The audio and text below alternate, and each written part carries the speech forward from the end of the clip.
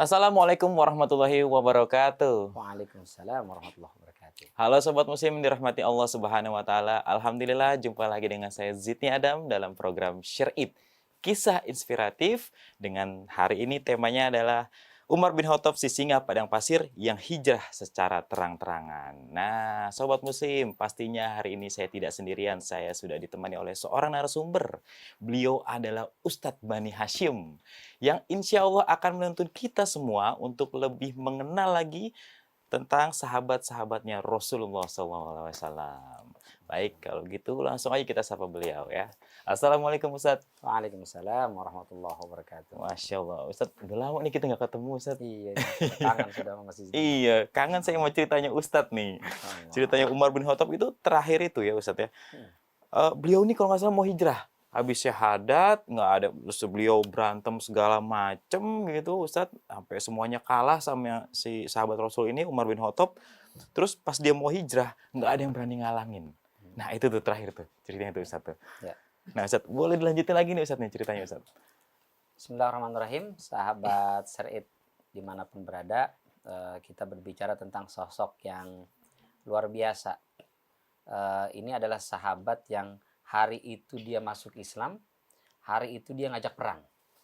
Jadi sebelumnya kita ceritakan kemarin itu, dia ingin memerangi Rasul SAW, lalu kemudian dikasih tahu di rumah adiknya, ternyata Fatimah itu sudah masuk Islam, lalu dia marah, terus pulang ke rumah adiknya itu dan melihat Al-Quran, kemudian tersentuh dan masuk Islam. Maka hari itu juga dia minta diantar oleh Khabbab ke rumah Al-Arqam, Ibnul Arqam, tempat di mana Nabi dan para sahabat di sana sedang mengkaji dan memperdalam Islam, tentang keislaman. Nah, hari itu dia bersyahadat. Selesai bersyahadat, lalu beliau berkata, "Ya Rasul, kita ini kuat. Mereka-mereka itu yang menentang itu adalah berada dalam kebatilan. Mereka berada dalam kesesatan dan kesyirikan. Berarti kita yang benar apa mereka?" Kata Rasul, "Ya kita yang benar. Kalau gitu kenapa takut? Ayo kita serang mereka." Hari itu dia masuk Islam, hari itu dibilang serang aja langsung. Masya Allah. Dahsyatnya. Memang Umar bin Khattab ini sosok pribadi yang istimewa. Kalau di sebelum-sebelumnya kita bicara tentang Abu Bakar ya, adalah sosok yang spesial yang Allah anugerahkan kepada beliau itu sisi kemuliaan dari segi nasab dan juga harta. Nah, dengan nasab dan hartanya beliau kemudian Abu Bakar mengajak orang untuk memeluk agama Islam dan memberikan pengaruh yang luar biasa. Sementara Umar bin Khattab beda. Beliau bukan kaum bangsawan yang terhormat, bukan juga hartawan orang kaya. Beliau adalah hanya seorang penggembala kambing kalau beliau membahasakan. Saya adalah penggembala kambing dari Bani Makhzum katanya. Tapi Allah berikan kepadanya fisik, kuat fisiknya. Nah, fisik yang kuat itulah yang beliau gunakan. Masya Allah. Jadi kita ini kadang Allah berikan, ada yang diberikan oleh Allah harta, gunakan hartanya untuk ngajak orang melakukan kebaikan. Ada yang diberikan fisik yang kuat, gunakan fisiknya untuk mengajak orang kebaikan. Ada mungkin yang diberikan tampang ya, tampang yang cakep, yang menarik, menawan, ajak orang untuk melakukan kebaikan. Ada yang diberikan ilmu, begitu seterusnya. Nah, Umar bin Khattab fisiknya kuat. Kita ceritakan beliau itu kalau bergulat nggak ada yang bisa mengalahkan. Juara gulat berturut-turut tiap tahun. Jagoannya pokoknya di Mekah itu. Sampai kita ceritakan itu, beliau itu postur tubuhnya tinggi besar. Kalau naik kuda, kakinya tuh sampai, orang Betawi bilang yang ngengser sampai kena tanah gitu. Saking tinggi besarnya itu. Kalau yang lain berburu itu berburu kijang, berburu kelinci, Umar nggak, berburunya singa. Maka beliau itu dijuluki dengan Abu Hafs. Di antara mana Hafs itu, selain putri beliau yang bernama Hafsah, Hafs itu secara bahasa artinya singa. Jadi disebut Abu Hafs, bapaknya singa. Jadi singa aja tunduk sama dia kan. Apalagi manusia, nggak ada yang berani, Masya Allah. Tapi sisi positif Umar bin Khattab sebelum masuk Islam, beliau itu melihat sesuatu dengan kacamata keadilan. Jadi melihat segala sesuatu menggunakan akal. Ya. Sehingga kita pernah sampaikan, Umar bin Khattab tidak suka kepada Rasulullah awal itu, bukan karena beda keyakinan, tapi karena menurut beliau Rasulullah itu membuat terjadi perpecahan di kota Mekah yang sebelumnya belum pernah ada.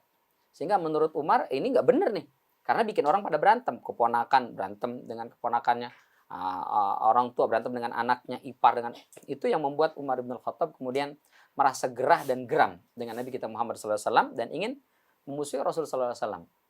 Sampai kemudian Allah berikanlah hidayah. Tapi dengan yang namanya kezaliman, beliau nggak suka. Beliau nggak pernah menganiaya orang. Beliau nggak pernah menyakiti orang. Nggak pernah mengambil yang bukan haknya. Nggak pernah. Kecuali budaknya pernah masuk Islam. Nah, dia nggak suka karena masuk Islamnya itu. Mengikut sebagai pengikut Nabi Muhammad. Maka beliau siksa budak itu sampai capek benar-benar. Siksa. Wah. Tapi beliau setelah itu minta maaf. Dimerdekakan dan seterusnya. Jadi memang karakter baik itu udah bawaan ya. Jadi meskipun dia sangar, orangnya tegap, tapi hatinya mah baik gitu. Kadang-kadang kita ketemu orang gitu ya, sangar, suaranya lantang, tegas, keras gitu, suka membentak, tapi hatinya mah baik. Hello Kitty hatinya gitu ya. Hello Kitty. Sekalinya klik dia dengan kebenaran, luar biasa. Nah, setelah masuk Islam Umar bin Al-Khattab ini, umat Islam itu jadi lebih berani. Yang dulunya mereka sholat ngumpet-ngumpet, kata Umar, ayo sekarang sholat depan Ka'bah aja. Nanti kita disakit ya, tenang, saya yang jagain. Mana yang berani macam-macam sama saya. Kalau yang kemarin baca Quran diam-diam, pelan-pelan, diam. Sekarang baca Quran terang-terangan. Nanti kami kalau kedengeran baca Quran, kami akan disakiti. Nggak usah khawatir, saya yang akan melawan. Luar biasa. Dahsyat ya. Maka disebut Al-Faruq, pembeda. Jadi kalau teman-teman masih baca Quran pelan-pelan, berarti belum masuk Islam tuh Umar. Umar udah masuk Islam, baca Quran yang terang. Sholatnya. Masya Allah. Jadi memang kadang-kadang, mohon maaf nih Mas Didi, kadang-kadang butuh juga preman masuk Islam itu. Preman-preman taubat itu perlu juga kita. Buat backingan gitu. Tapi setelah masuk Islam, dia tetap menyuarakan kebenaran. Jangan dulu sebelum taubat, garangnya luar biasa. Begitu udah taubat, melempem. Jadi dia yang dulunya tegas dan garang, begitu masuk Islam, dia tetap tegas dan garang. Bedanya dia memperjuangkan yang hak, memperjuangkan yang baik. Maka disebutnya Al-Faruq. Pembeda mana yang hak, mana yang batil, mana yang layak, mana yang tidak layak, mana yang boleh, mana yang tidak boleh. Orang jadi berani gitu. Karena merasa didukung dan didekeng oleh Umar bin Khattab. Sampai peristiwa hijrah itu, Umar bin Khattab, kita ceritakan, hijrahnya sebenarnya berbarengan dengan Rasulullah. Meskipun Allah alam ya, kami belum mendapatkan informasi tanggal berapa pastinya Umar bin Khattab keluar dari Mekah menuju Madinah. Wallah alam, nggak disebutkan. Atau kami belum menemukan riwayat yang menyebutkan tanggal berapa persisnya. Kalau Rasulullah, kita pernah singgung, itu banyak yang menyebut itu di tanggal 28 Safar, terus menginap 3 hari di Jabal Sur, 28, 29, 30, tanggal 1 Rabiul Awal baru bertolak menuju ke Madinah Al-Munawwarah, tapi muter ke belakang itu. Sehingga perjalanan yang mestinya 5 sampai 6 hari diselesaikan oleh Rasulullah sampai di Madinah itu sekitar tanggal 8. Jadi kurang lebih 8 harian perjalanan itu karena muter itu. Nah, begitu sampai di Kuba, Rasul SAW dan Abu Bakar itu bertemu dengan Umar bin Khattab. Jadi Umar udah sampai di sana juga. Cuma jalannya berbeda gitu. Oh, gitu. Nah, tapi yang hijrah itu duluan Rasul, cuman beda beberapa waktu. Ya, mungkin beda beberapa waktu saja. Iya, duluan Rasul gitu Ustaz. Rasul. Baru Umar baru gitu. Umar bin Khattab. Nah, cuman kan tapi yang nyampe duluan Umar. Nyampe duluan Umar. Karena Umar nggak muter dia, nggak muter belakang. Dia langsung lurus. Kenapa Rasulullah muter? Kita sampaikan waktu itu dengan Abu Bakar, khawatir dikejar dan ditangkap oleh orang-orang kafir Quraisy atas perintahnya Abu Jahal. Karena siapa yang bisa menangkap Muhammad dan Abu Bakar hidup-hidup dapat 100 ekor unta kan, yang kurang lebih 5 miliar lah itu. Maka orang semua berlomba-lomba ingin membunuh dan menangkap Rasulullah dan Abu Bakar. Sementara Umar bin Khattab itu nggak perlu ngumpet-ngumpet. Siang hari, waktu duha, beliau datang ke Ka'bah, beliau umumkan, hari ini Umar bin Khattab Ibnu Adi Al-Makhzumi mau hijrah ke Madinah. Siapa di antara kalian yang istrinya mau jadi janda, anak-anaknya mau jadi yatim, silakan jegat Umar di balik bukit. Nggak ada yang berani, nggak ada yang mau. Siapa berani sama Umar? Kata Rasulullah, jangankan manusia ya, setan aja takut sama Umar bin Khattab. Iya, itu saya sering dengar tuh kata-kata itu. Iya, jadi kalau Umar jalan di sebuah gang, di ujung gang ada jin ifrit, jin ifrit cari jalan lain itu. Takut ketemu Umar bin Khattab. Itu memang benar Ustaz ya? Benar, hadisnya Rasulullah katakan. Ya Allah. Beda sama kita, kalau kita kadang-kadang sejalan sama setan. Enggak ya? Baik, Ustaz, itu kenapa Rasul nggak barengan sih hijrahnya sama Umar bin Khattab, Ustaz? Ya, Allah alam ya, memang secara strategi Rasulullah SAW itu lebih memilih hijrah bersama dengan Abu Bakar radhiyallahu anhu. Tidak memilih hijrah bersama Umar. Meskipun kalau secara hitungan fisik kan, Umar kan lebih berani. Jadi lebih terang-terangan. Pertama, khawatir kalau Rasul bersama Umar, orang akan berani juga sama Umar karena di situ ada Rasul. Sehingga membahayakan diri Umar. Umar kan nggak mau ngumpet-ngumpet, maunya terang-terangan. Ya kalau satu Mekah semuanya nyerang, ya Umar juga kalah juga gitu kan. Membahayakan Umar. Yang kedua, untuk mengajarkan kepada sahabat-sahabat yang lain, pilihan hijrah, pilihan melakukan ketaatan itu sesuai dengan kemampuan masing-masing. Ada orang yang berani terang-terangan, monggo, seperti Umar bin Khattab. Tapi dia nggak berani terang-terangan, dia ngumpet-ngumpet dengan sembunyi-sembunyi, silahkan. Ini juga tidak membuat mereka underestimate, merasa pesimis. Ya, Umar keren ya, berani terang-terangan. Saya ngumpet-ngumpet, jangan-jangan saya nggak ada nilainya di sisi Allah. Enggak. Jadi ada orang berani melakukan kebaikan secara terang-terangan, bagus. Yang sembunyi-sembunyi juga bagus. Ada orang sedekah dengan angka yang besar, bagus. Tapi sanggup dengan angka kecil juga silahkan. Semua tetap dinilai oleh Allah Subhanahu Wa Taala. Sehingga orang yang hijrahnya ngumpet-ngumpet, mereka nggak berkecil hati karena Nabi Muhammad juga ngumpet-ngumpet, berarti sama sama saya. Gitu. Tapi sahabat Umar bin Khattab adalah sahabat yang memilih, saya harus terang-terangan ini. Ya. Saya menunjukkan kepada orang, Islam itu punya izzah, Islam itu punya kekuatan. Gitu. Maka kemudian hijrahlah sampai di Masjid Quba. Kita pernah singgung ceritanya bahwa Rasulullah SAW membangun Masjid Quba di sana, meletakkan batu pertama. Setelah itu kemudian yang nggak menyelesaikan bangunan sampai selesai, yang menyelesaikan adalah sahabat-sahabat yang lain, diantaranya Umar bin Khattab. Oh gitu ya, menyelesaikan pembangunan itu Ustaz. Itu. Dan itu fungsi masjid itu pertama kali untuk apa sih Ustaz?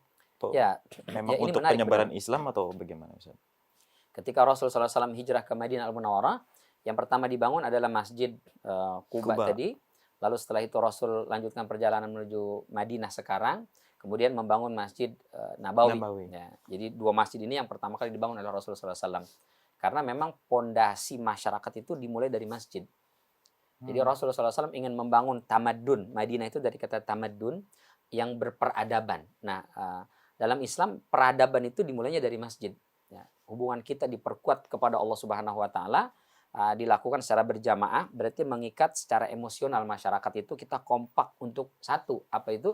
Menegakkan kalimat Allah Subhanahu Wa Taala. Sehingga persatuan umat itu dibangun lewat situ. Karena mohon maaf, kita mau membangun masyarakat, membangun wilayah, membangun kampung, itu kalau orangnya nggak kompak, susah. Ya, mau goloran aja bersih-bersih got, kalau nggak kompak repot itu, andel-andelan. Ya. Maka mesti dibangun kekompakan ini. Nah, bagaimana bangun kompakan adalah masjid tadi. Jadi menguatkan ruhnya, sisi hubungan kita secara vertikal kepada Allah Subhanahu Wa Taala dengan sholat berjamaah itu. Yang kedua, membangun hubungan secara horizontal kepada sesama, yaitu melakukan sholat berjamaah. Jadi memang fungsi masjid itu sangat sentral untuk menghidupkan giroh dan semangat persatuan umat. Nah, itu adalah di masjid. Berarti di Kuba itu udah rata-rata udah Muslim, Ustaz ya? Belum semua sih. Belum semua. Ya. Tapi di dekat Masjid Kuba itu adalah Bani Sulaim kalau tidak salah. Itu yang menampung Rasul dan para sahabat tadi. Nah, mereka adalah termasuk orang yang pertama kali menerima Islam. Jadi mereka siap berbaiat, menjadi pengikut Rasulullah dan pembela Rasulullah SAW. Maka mereka siap menyediakan lahan ini, kalau mau digunakan silakan. Maka Rasul, saya mau bangun masjid di sini. Nah, kemudian di Madinah Al-Munawwarah juga begitu. Dibangunlah masjid. Maka masjid inilah tempat pusat, kalau dulu tuh semuanya di situ. Di situ pusat ketemuan dengan orang, di situ pusat musyawarah. Jadi kalau Rasul mau musyawarah tentang sesuatu, minta pendapat dari para sahabat di masjid. Bahkan latihan perang di masjid. Oh gitu. Iya, latihan perang. Masjidnya besar banget memang. Besar masjidnya. Ya, besar banget sih enggak. Rasul terakhir meninggal itu Masjid Nabawi 50 kali 50. Ya, untuk ukuran zaman itu besar ya. Besar. Kalau sekarang mungkin lebih besar dari itu, cuman sepi, nggak ada orangnya banyak. Jadi semakin besar masjidnya. Semakin sepi gitu.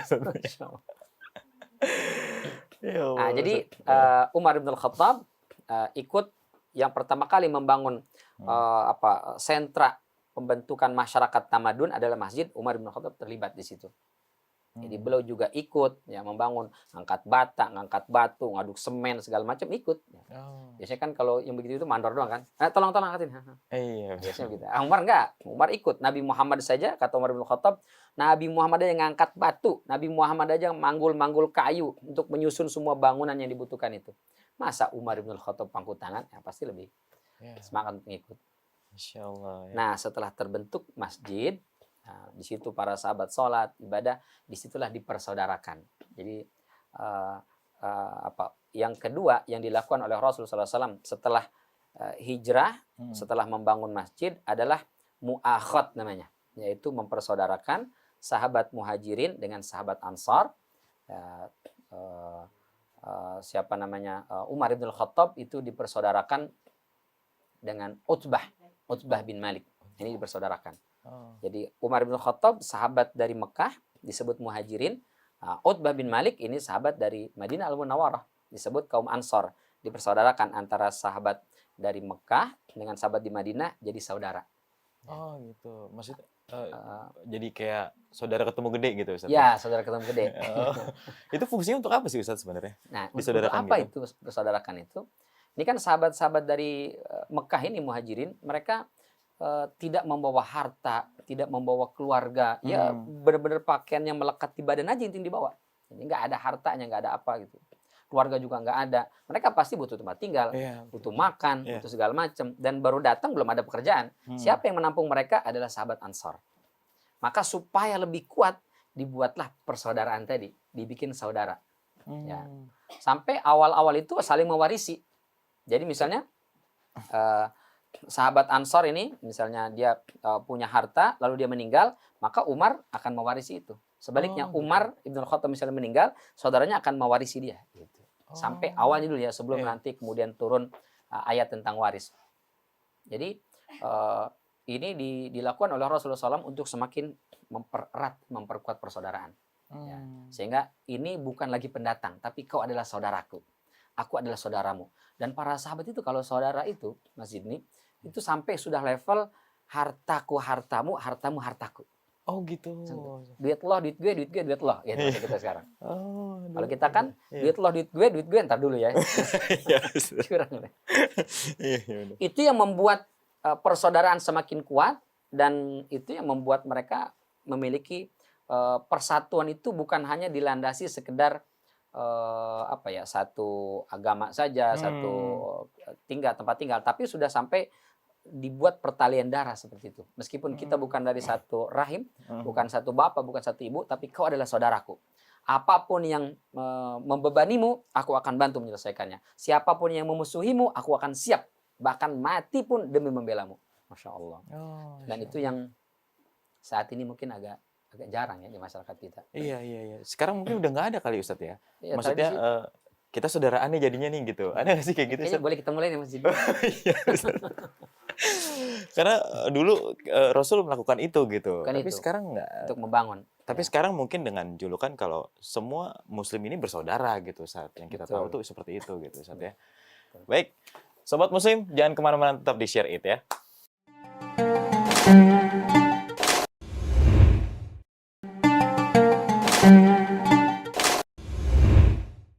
Baik Sobat Muslim, masih bersama saya Zidni Adam dan juga Ustadz Bani Hashim ya.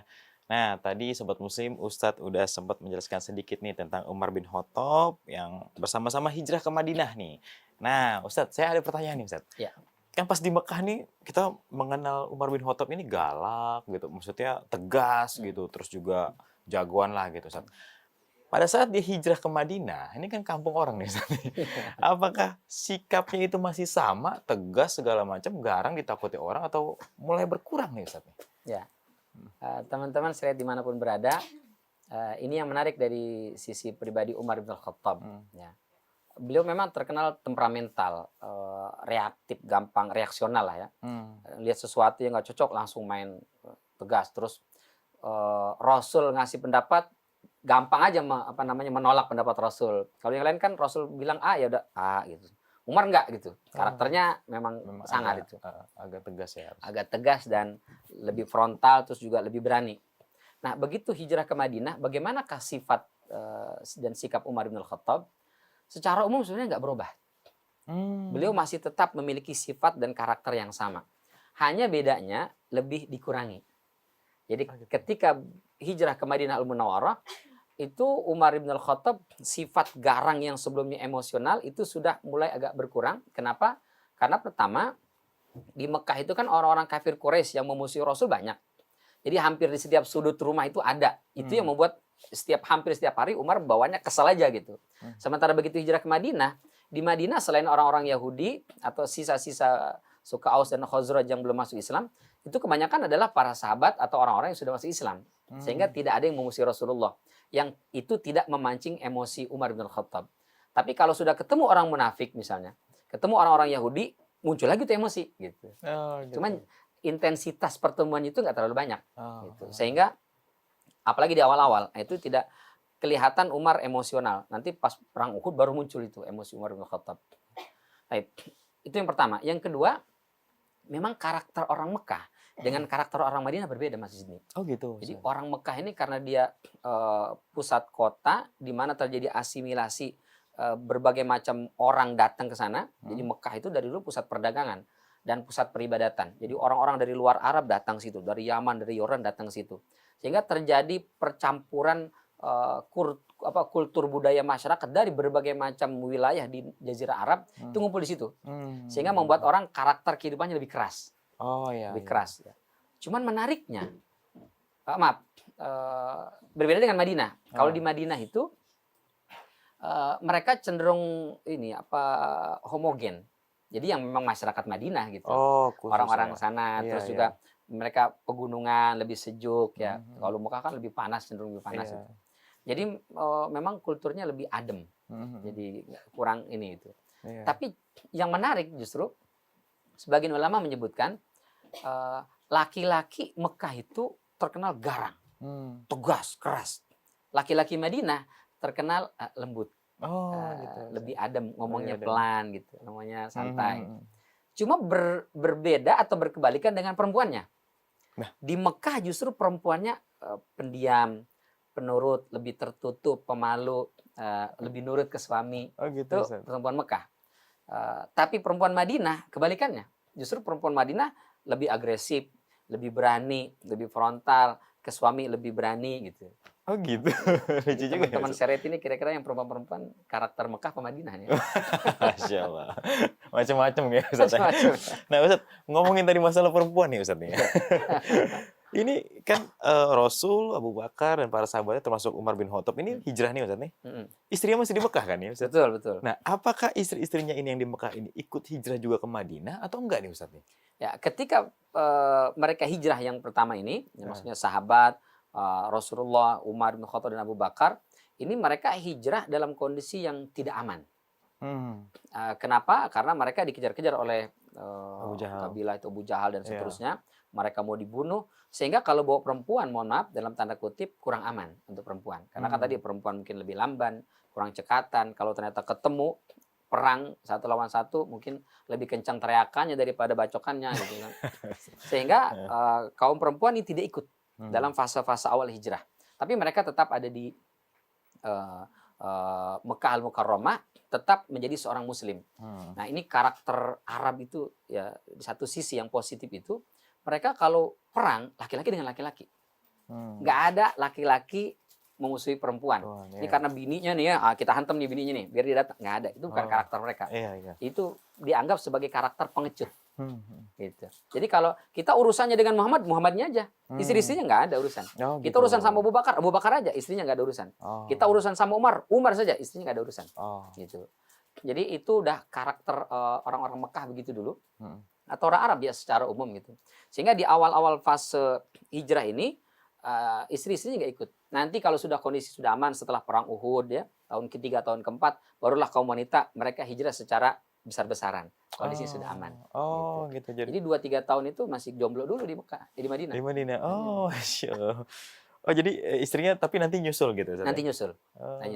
Ada sebagian yang istrinya nggak masuk Islam atau mungkin keburu meninggal, ya akhirnya di Madinah ya menikah lagi dengan wanita Madinah. Ya, apalagi cuman karakter tadi itu wanita Mekah itu lebih pendiam, pemalu. Nah begitu di Madinah lebih pemberani, itu aja. Jadi begitu mereka menikah dengan wanita Madinah beda karakternya ya secara karakter. Baik. Jadi Umar bin Al-Khattab setelah hijrah ke Madinah Al-Munawwarah, kemudian dipersaudarakan tadi ya, oleh Rasulullah Shallallahu Alaihi Wasallam. Ya, maka kemudian Rasul membuat tatanan baru di Madinah Al-Munawwarah, bagaimana masyarakat yang heterogen, yang dulu awalnya homogen, hanya ya asli suku Aus dan Khazraj di situ, ditambah dengan Yahudi. Sekarang masuk lagi sahabat Ansor dari Mekah Al-Mukarramah, sahabat Muhajirin dari Mekah Al-Mukarramah tinggal di Madinah Al-Munawwarah. Maka kemudian Rasul perlu satu formula nih. Bagaimana ngatur masyarakat yang sedemikian heterogen, agamanya juga beda-beda. Nah, Rasul dan para sahabat Muslim. Yang Muslim aja ada satu dari Mekah, satu dari Madinah. Yang Madinah itu ada 2 kabilah besar. Yang sebelum Islam datang ke situ mereka ribut aja setiap hari. Namanya suku Aus dan suku Khazraj. Ini 2 kabilah besar yang gontok-gontokan terus ribut terus. Terus di situ ada orang Yahudi yang separuh mereka munafik lah dalam bahasa kita itu, mengklaim masuk Islam tapi sebenarnya hatinya enggak. Oh gitu. Jadi karena takut. Jadi udahlah ini kita cari aman aja dah, ngaku aja Muslim. Nah itu orang munafik. Ada sebagian yang mengatakan enggak, kami tetap Yahudi, kami enggak mau masuk. Nah masyarakat yang heterogen itu, maka kemudian Rasul ingin menciptakan satu formula nih. Ini gimana nih mengatur masyarakat seperti ini. Maka sahabat yang pertama kali diajak untuk berdiskusi adalah Abu Bakar dan Umar bin Khattab. Dari sekian banyak orang itu, ini yang diambil oleh Nabi SAW untuk berdiskusi dan berdialog.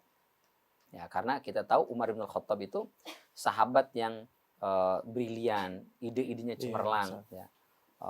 Biarpun beliau sangar ganas, tapi itu selalu bisa melihat satu persoalan langsung ke inti permasalahannya. Gitu. Dan langsung bisa menyelesaikannya, mendapatkan solusi. Nah, itu kecerdasan seorang Umar bin Khattab.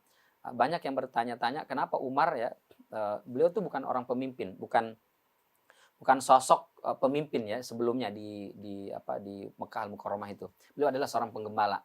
Tapi kenapa begitu beliau menjadi Muslim itu sangat wise sekali, sangat cerdas sekali, sangat bijak sekali. Jadi seolah dia kayak seorang mantan pemimpin juga dulu gitu. Nah, sebagian mengatakan itu pertama firasahnya yang kuat yang kita pernah sampaikan, bahwa setiap kita itu punya firasat sebenarnya. Jadi kalau sesuatu sebelum terjadi kita udah ngerasa gitu kan, kayaknya mau begini nih gitu. Nah Umar sangat kuat firasatnya itu. Kenapa? Karena hatinya bersih sebenarnya tadi. Kita sampaikan garang sangar ya, fisiknya, teriakannya, suaranya lantang, sikapnya tegas, tapi sebenarnya hatinya Hello Kitty gitu. Hatinya lembut. Bersih. Nah orang-orang yang hatinya bersih firasatnya kuat. Peka gitu Ustaz ya. Peka sekali, ya, peka. Jadi kalau teman-teman ingin diberikan oleh Allah Subhanahu wa taala kepekaan, maka bersihkan hati. Kecuali peka sama istri, nggak akan ada pekanya. Beda itu. Beda ya. Maka diajaklah berunding Umar bin Khattab dan juga Abu Bakar. Lama itu perundingannya itu. Untuk membuat satu formula, rumusan, sampai akhirnya kemudian terciptalah satu rumusan. Itu ada kurang lebih sekitar 47 pasal. 47 pasal yang mengatur dan mengelola bagaimana sih kita harus hidup berinteraksi di kota Madinah Al-Munawwarah ini, tetap tunduk di bawah aturan syariat Islam, tapi tidak merugikan, tidak ada yang terdiskriminasi, tidak ada yang merasa ini pendatang, ini orang pribumi, nggak ada. Semua terlebur. Maka dibuatlah suatu piagam, kesepakatan al-wasiqah, disebut dengan piagam Madinah. Inilah piagam yang sering dibahas-bahas ya, bahkan tentang kesetaraan, tentang toleransi. Itu isi-isinya Ustaz. Itu isinya ada. Ustaz tahu isinya apa aja Ustaz? Ya, banyak. Dia banyak, ada 47, tapi secara umum inti dari situ yang pertama mengajak dan mengajarkan tentang kesetaraan. Bahwa tidak ada kemuliaan, tidak ada keutamaan dari masing-masing kabilah. Orang Mekah tidak lebih mulia dari orang Madinah, orang Madinah tidak lebih mulia dari orang Mekah, dan seterusnya. Semuanya sama mulia di mata Allah dengan sebab ketakwaannya. Siapapun yang takwa, dialah yang mulia. Ini mengajarkan kesetaraan. Sehingga nggak ada istilah, ini pribumi nih, pendatang nih. Akam sini, anak kampung sini. Nggak ada. Itu tentang kesetaraan. Tentang hak-haknya. Masing-masing semua mendapatkan hak. Bahwa semua itu akan dilindungi dan dijaga oleh Islam atau negara Islam ini. Baik dia Yahudi, baik dia musyrik, baik dia Muslim, itu semua dapat perlindungan yang sama. Yang berikutnya toleransi. Toleransi, kami ajak masuk Islam. Tapi kalau Anda tidak masuk Islam, tinggal di Madinah, nggak ada masalah. Silahkan. Tidak akan kami bunuh, tidak akan kami perangi. Jadi orang-orang musyrik yang sisa-sisa dari kabilah Aus dan Khazraj, ada yang mereka tidak mau masuk Islam. Oleh Rasul nggak masalah, nggak diperangi. Yang penting Anda ikut aturan yang ada di negara ini. Yahudi gitu juga, Yahudi nggak diusir. Yang penting Anda jangan banyak tingkah lah ya, jangan bikin resah. kita hidup damai berdampingan, maka kalian kami berikan keamanan, kalian juga bertanggung jawab menjaga keamanan. Kita tidak boleh bersekutu dengan kabilah di luar. Jadi akan dulu istilahnya suka bersekutu gitu. Jadi ini punya perjanjian dengan kabilah anu gitu. Nah, begitu sudah dibuat piagam Madinah ini, semua orang itu dia sekutunya adalah orang di Madinah ini. Jadi kalau ada musuh dari luar, kita harus kompak. Apapun agamanya, apapun asalnya, agama asalnya, itu semua harus kompak untuk menghadapi musuh dari luar tadi. Gitu. Itulah disebut dengan piagam Madinah, yang kurang lebih ada 47 pasal lah. Tapi intinya adalah bagaimana mengatur masyarakat di Madinah itu bisa hidup tentram, adem, ayem. Nah, disitulah orang Yahudi, mereka yang sudah sering melanggar aturan itu. Yang munafik-munafik tadi itu yang bikin Umar muncul lagi temperamennya, keluar lagi. Kalau udah ketemu orang Yahudi luar biasa. Nah, nanti mungkin akan kita ceritakan detail ya ketika perang Uhud. Jadi itu biasanya nih orang-orang Yahudi yang tadi itu yang munafik itu, mereka dalam tanda kutip jilat ya. Di antaranya adalah gembongnya Abdullah bin Ubay bin Salul. Nah, ini gembongnya munafik di Madinah itu. Itu dia cari muka bener. Jadi kalau di masjid, Rasul tuh mau khutbah Jumat misalnya, atau ngasih tausiah, sebelum Rasul naik mimbar, dia dulu naik mimbar. Orang-orang Ansar, orang-orang suku ini, suku itu, dengerin ya, ini orang terbaik akan ngomong sebentar lagi. Jadi cari muka dia ngasih prolog dulu gitu. Biar orang, siapa ini? Ini siapa ini gitu kan. Begitu terus sampai terjadilah perang Uhud. Nanti kita kisahkan, kalahlah umat Islam dalam perang Uhud. Di antaranya sebabnya karena orang-orang munafik ini yang menggembosi pasukan supaya tidak ikut perang. Akhirnya 300-an lebih orang itu nggak jadi ikut perang, yang menyebabkan kekalahan umat Islam. Setelah kejadian itu setiap kali ini Abdullah bin Ubay bin Salul mau diri, langsung ditarik semua orang. Kamu mau saya tebas lehermu, mau saya potong lidahmu. Kalau kau masih ngomong juga habis kamu. Muncul lagi tuh, keluar lagi tuh. Jadi Umar bin Khattab memang sosok yang tidak bisa gitu melihat sesuatu ketidakadilan, kecurangan, apalagi sifat pecundang, sifat penakut, itu nggak bisa. Apalagi orang yang mau jahat sama Rasulullah SAW, langsung keluar musuhnya. Nah, itu karakter Umar bin Khattab. Jadi memang kata para ulama, karakter kita itu nggak bisa dirubah, tapi bisa diarahkan. Gitu. Merubah karakter nggak bisa. Ya. Dari yang tadinya emosional menjadi penyabar, pendiam, nggak bisa. Yang orang pendiam, penyabar, kita paksa dia jadi emosionalan, nggak bisa. Itu udah karakter bawaannya begitu. Kamu harus marah dong. Ya kalau dia bukan pemarah, jangan disuruh marah. Sebaliknya kalau dia memang dia pemarah, kamu jangan marah-marah dong. Susah. Ya. Tinggal kita arahkan. Kamu marahnya boleh, tapi marah dalam hal kebaikan. Marahnya untuk kebenaran. Marahnya ketika melihat kemaksiatan. Gitu. Kamu penyabar, betul. Ya, sabar kapan? Sabar ketika kita melakukan ketaatan, sabar ketika kita melakukan kebaikan-kebaikan, butuh kesabaran. Tapi kalau dizolimi, ditindas, di situ kita harus bersuara gitu. Jadi karakter itu memang nggak bisa dihilangkan, nggak bisa dihilangkan. Terus Ustadz, setelah mereka bikin perjanjian piagam Madinah itu, apa lagi yang dilakukan si Umar bin Khattab ini, Ustadz? Nah, setelah sudah diatur kehidupan masyarakat itu, maka di 2 tahun pertama kehidupan di Madinah itu adalah membangun masyarakat, di mana Al-Quran sudah mulai turun, yang berbicara tentang aturan dengan segala macam. Nah, Umar bin Khattab ini keturunan dari Bani Adi yang terpelajar dalam tanda kutip ya, berpendidikan. Maka beliau itu banyak menghabiskan waktunya untuk mencatat wahyu. Jadi ketika wahyu turun kepada Nabi SAW, beliau catat. Jadi Umar bin Khattab yang mencatat? Ikut mencatat. Hanya Umar bin Khattab? Ada beberapa sahabat. Jadi ketika Al-Quran turun, itu para sahabat yang hadir di dekat Rasulullah dipanggil. Kamu sini, tulis. Gitu. Apa yang turun ya Rasul? Dibacakan oleh Rasulullah, ditulislah. Ditulis. Ada sahabat seperti Ali juga ikut menulis. Ada Zaid bin Thabit juga menulis. Ubay bin Ka'ab radhiyallahu anhum itu juga mencatat wahyu bersama dengan Umar bin Khattab. Jadi Umar bin Khattab ini dalam tanda kutip dia mantan preman tapi tetap terpelajar. Nah, ini mesti kita belajar nih teman-teman ya. Jangan dia, mohon maaf ya, garang. Belajarnya nggak beres ya. Sekolahnya nggak urus ya. Umar nih biar kata sangar, berburunya singa ya, berburunya macan, harimau. Tapi beliau tetap ini diisi juga. Pintar. Cerdas ya harus. Masya Allah ya. Dan nah itu kita ceritakan kemarin, Umar bin Khattab karena kecerdasannya seringkali wahyu turun sesuai dengan idenya. Gitu. Oh, Kalau iya, kemarin iya. beberapa ayat ya, termasuk hadis, misalnya sholat. Jadi dulu itu perintah sholat itu belum ada cara untuk manggil orang gimana sholat. Karena di Mekah kan sholat ngumpet-ngumpet kan, jadi nggak perlu manggil. Nah begitu di Madinah lebih kondusif, lebih aman, Rasul mengajak para sahabat, ini gimana caranya kita ngumpulin orang supaya bisa sholat berjamaah. Gitu. Satu ngusulin, Rasul bagaimana kalau kita pakai kentongan aja? Ya.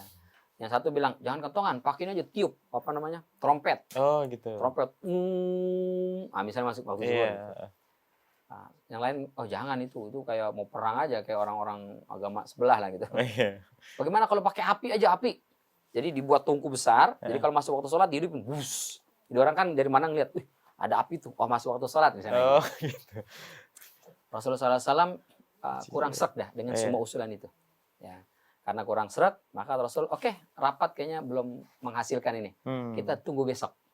Jadi rapat itu untuk usulan sholat, bagaimana cara memanggil para sahabat belum ketahuan, belum dapat, maka kata Rasul kita undur besok.